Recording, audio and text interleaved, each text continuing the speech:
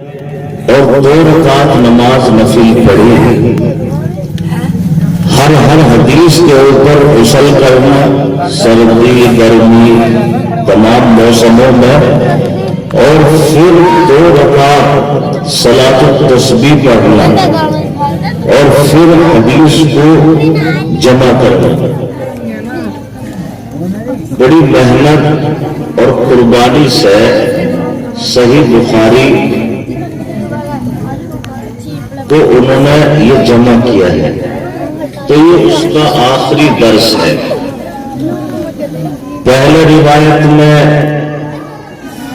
امام بخاری رحمۃ اللہ علیہ نے باب قائم کیا ہے۔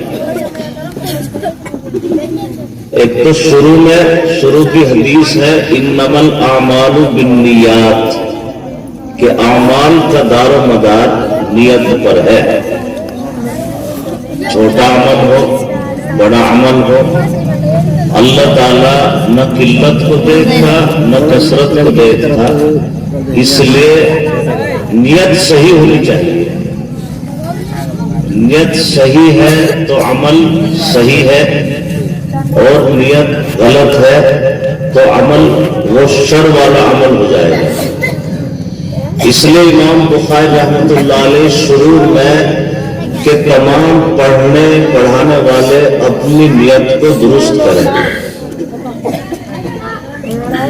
مخلص نیت اور اخلاص کے ساتھ ساتھ سنت، یعنی حضور پاک صلی اللہ علیہ وسلم کی سنت، تو تب جا کر نیت صحیح ہوگی۔ تو یہ شروع کی روایت ہے امام بخاری رحمۃ اللہ علیہ کی انما الاعمال بالنیات، کہ ہر پڑھنے پڑھانے والا وہ سب سے پہلا اپنی نیت کو درست کرے اور پھر عمل لائے۔ امام بخاری کتاب الصلاۃ، کتاب الزکوٰۃ، کتاب الحج،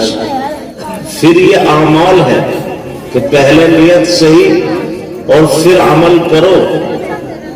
اور عمل کرنے کے بعد اخیر میں